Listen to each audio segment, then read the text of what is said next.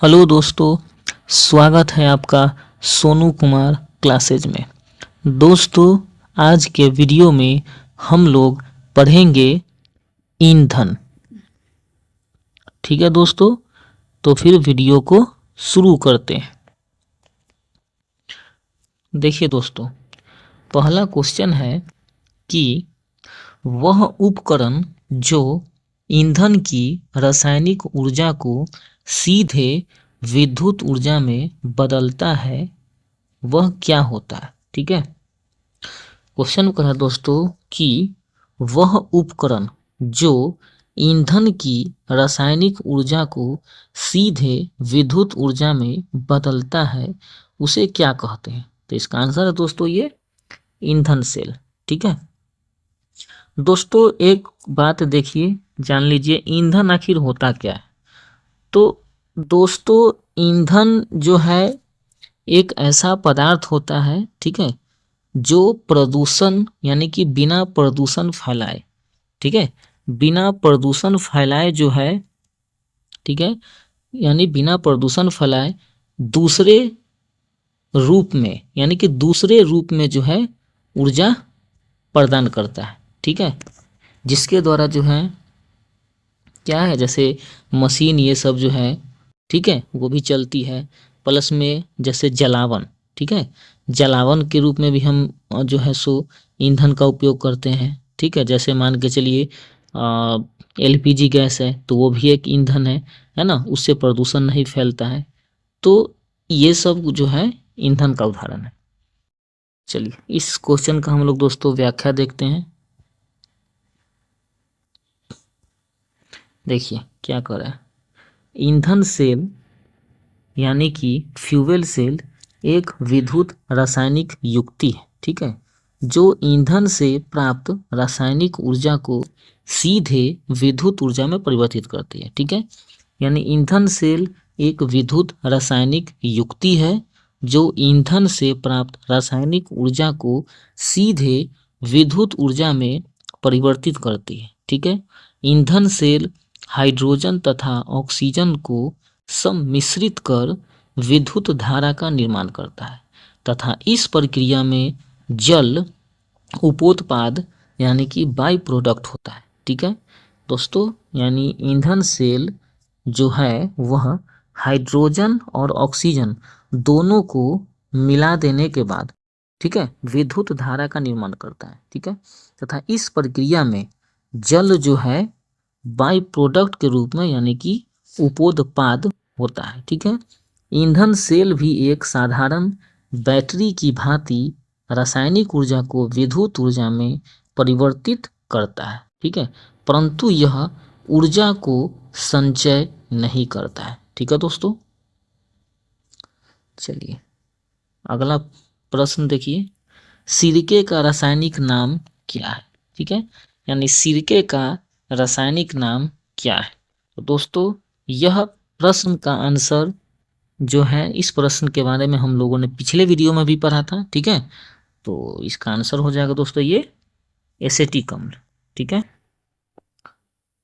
इसका व्याख्या देखिए क्या करना है दोस्तों, सिरके का रासायनिक नाम एसिटिक अम्ल तथा रासायनिक सूत्र CH3COOH होता है। ठीक है, सिरके का IUPAC नाम इथेनोइक अम्ल है जिसमें कार्बोक्सिलिक अम्ल प्रकार्यात्मक समूह होता है।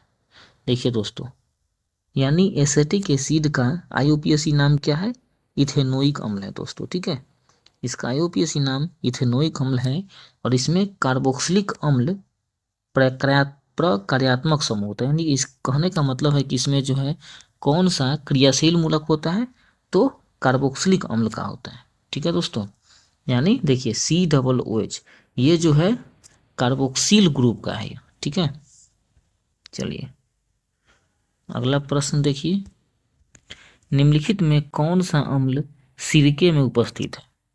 तो दोस्तों इसमें एसिटिक अम्ल होता है। ठीक है, देखिए अगला प्रश्न, निम्नलिखित में से कौन सा तरलीकृत पेट्रोलियम गैस का प्रमुख घटक है। ठीक है, यानी तरलीकृत पेट्रोलियम गैस का प्रमुख घटक कौन सा है? तो दोस्तों इसका आंसर है ये उपर्युक्त में से कोई नहीं और उपर्युक्त में से एक से अधिक। इसका व्याख्या देखिए। तरलीकृत पेट्रोलियम गैस यानी कि एलपीजी, ठीक है, तो इसका मुख्य घटक दोस्तों ब्यूटेन, ठीक है, जो लगभग 65% और प्रोपेन जो लगभग 35% होता है। दोस्तों कहने का मतलब है कि घर में हम जो भी रसोई गैस में जो भी एलपीजी सिलेंडर यूज करते हैं तो उसमें कौन कौन जो है कौन कौन जो है सो उसमें गैस रहता है। तो दोस्तों देखिए उसमें ब्यूटेन, ठीक है, यानी उसमें ब्यूटेन रहता है कितना, तो 65%, और प्रोपेन रहता है कितना, तो लगभग 35% होता है, ठीक है, यानी ब्यूटेन और प्रोपेन होता है, ठीक है। आगे देखिए इसमें अन्य हाइड्रोकार्बन यानी कि इथेन भी कम मात्रा में हो सकता है, ठीक है। तो क्या क्या हो गया, ब्यूटेन, प्रोपेन, इथेन, ये हो गया, इसीलिए इसका आंसर एक से ज़्यादा हो गया, ठीक है। चलिए अब अगला प्रश्न देखिए, घरेलू ईंधन के रूप में प्रयुक्त एलपीजी में मुख्यतः क्या होती है? तो हम लोग दोस्तों अभी पढ़े हैं, क्या क्या रहता है उसमें, प्रोपेन, ब्यूटेन, मीथेन, है ना, ये सब उसमें रहता है, इसीलिए इसका आंसर फिर वही हो जाएगा, उपर्युक्त में से एक से अधिक। चलिए अब इसका व्याख्या देखिए। घरेलू ईंधन के रूप में प्रयुक्त एलपीजी अर्थात तरलीकृत पेट्रोलियम गैस हाइड्रोकार्बन गैसों का एक ज्वलनशील मिश्रण है, ठीक है। इसमें मुख्यतः प्रोपेन जिसका सूत्र होता है दोस्तों C3H8, ठीक है, तथा ब्यूटेन जिसका सूत्र होता है C4H10, ठीक है, तो इसका मिश्रण होता है, ठीक है दोस्तों। यानी कहने का मतलब है एलपीजी किसका मिश्रण है, तो ब्यूटेन का और प्रोपेन का। ब्यूटेन का सूत्र क्या होता है दोस्तों, तो याद रखिएगा C4H10, और प्रोपेन का तो C3H8, ठीक है। यानी 3 दूना 6 या 2 8, 4 दूनी 8 2 10, इस तरह से इसको याद रखिएगा। चलिए आगे देखिए, एलपीजी के रिसाव की पहचान के लिए उसमें कुछ गंध युक्त पदार्थ जैसे मरकेप्टन आदि मिला दिया जाता है, ठीक है। देखिए यानी एलपीजी सिलेंडर अगर खुला हुआ रह जाता है दोस्तों तो उसमें एक गंध के द्वारा हम पहचान जाते हैं कि हमारा गैस खुला हुआ है। तो वो जो गंध होता है किस पदार्थ का गंध रहता है, उसका नाम है मरकेप्टन, ठीक है। चलिए अब आगे देखते हैं हम लोग। पेट्रोल तथा डीजल के अधूरे जलने से क्या उत्पन्न होती है? तो इसका आंसर है दोस्तों कार्बन मोनोऑक्साइड। यानी पेट्रोल तथा डीजल अधूरा जलता है जिसके कारण कार्बन मोनोऑक्साइड गैस उत्पन्न होता है, ठीक है। इसका व्याख्या देखिए, ऑक्सीजन की कमी के कारण इंजन में पेट्रोल या डीजल का पूर्ण दहन नहीं हो पाता। इससे मुख्यतः कार्बन मोनोऑक्साइड उत्पन्न और निर्गत होता है, ठीक है। चलिए अगला प्रश्न, पेट्रोल की गुणवत्ता को व्यक्त किया जाता है किसमें? तो इसका आंसर है दोस्तों ऑक्टेन संख्या द्वारा।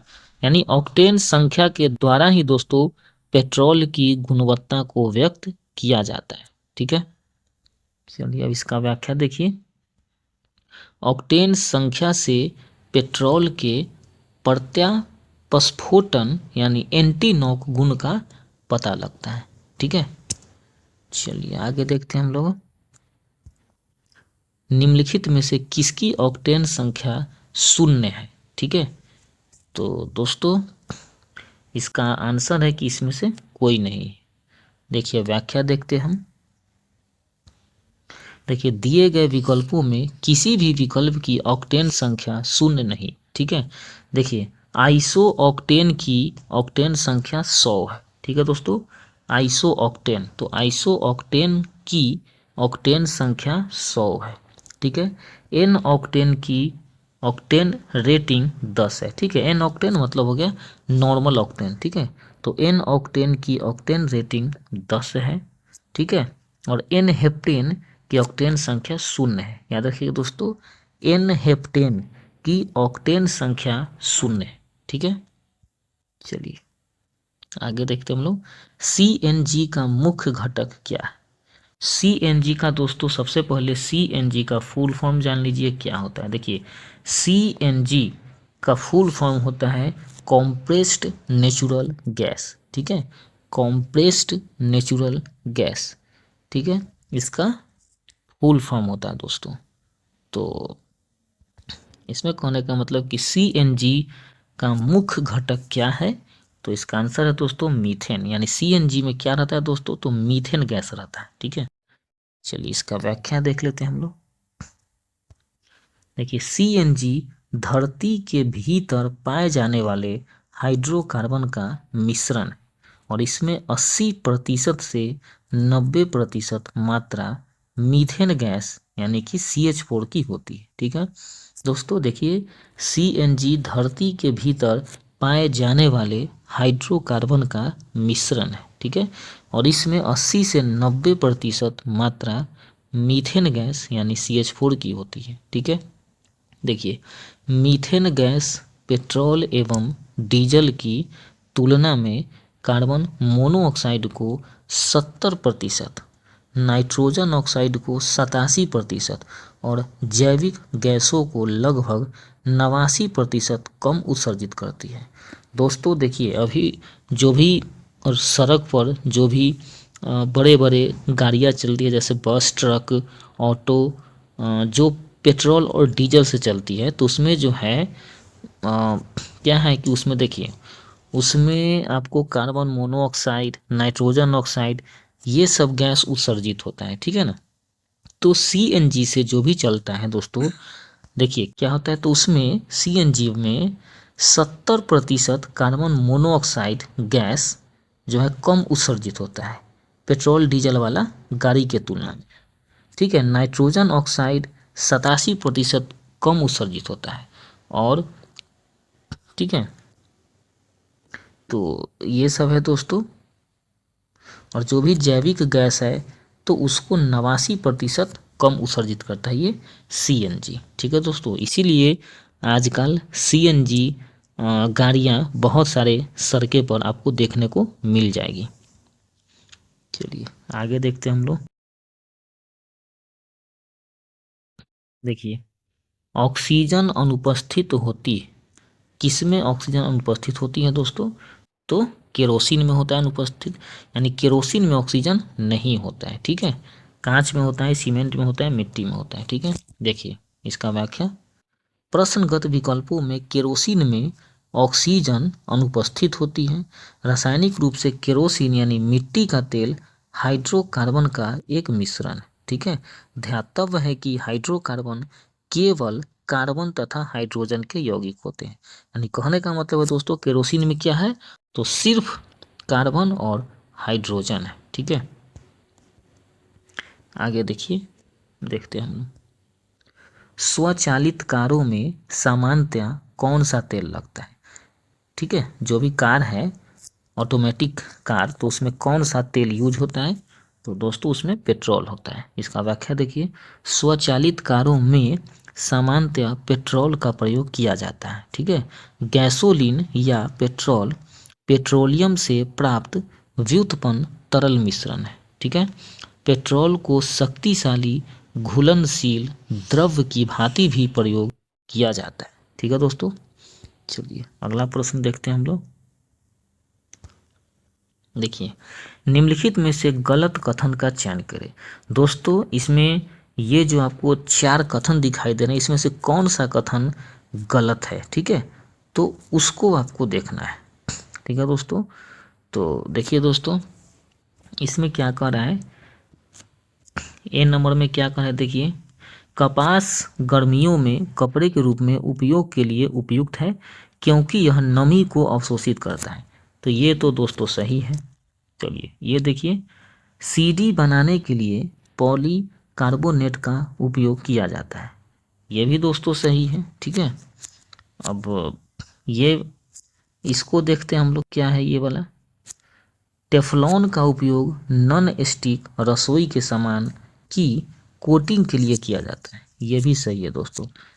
सी को देखिए क्या कर रहा है, एक्रेलिक को कृत्रिम रेशम भी कहा जाता है क्योंकि यह कपास से तैयार होता है लेकिन रेशम की तरह चमकता है।